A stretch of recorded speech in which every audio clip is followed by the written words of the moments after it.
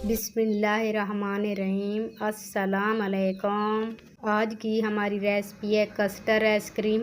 बहुत ही मज़ेदार बनने वाली है, जो बन रही है सिर्फ आधा लीटर दूध के साथ।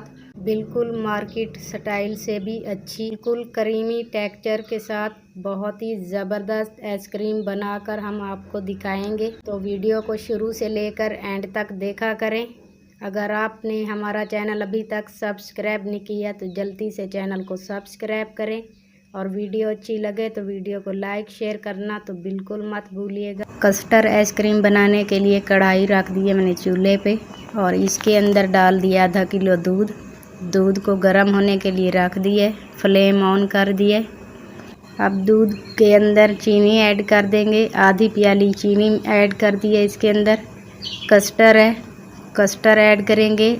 आधा कप दूध है, इसके अंदर हमने कस्टर्ड ऐड कर दिए। अब कस्टर्ड को मिक्स करेंगे सही तरीके से, अच्छे तरीके से कस्टर्ड को मिक्स कर लेंगे ताकि दूध के अंदर ये मिक्स हो जाए।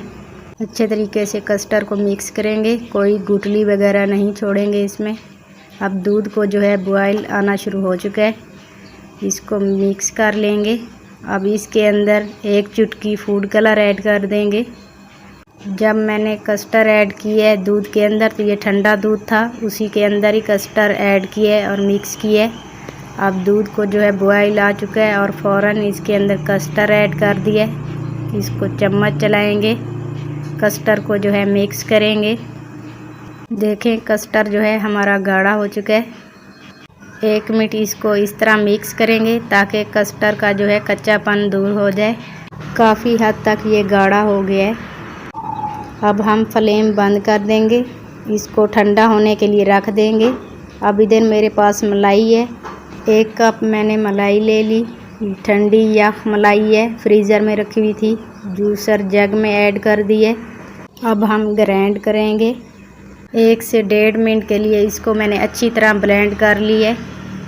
ब्लेंड करने के बाद इस तरह का कोई भी बर्तन ले लें, उसमें ऐड कर दें।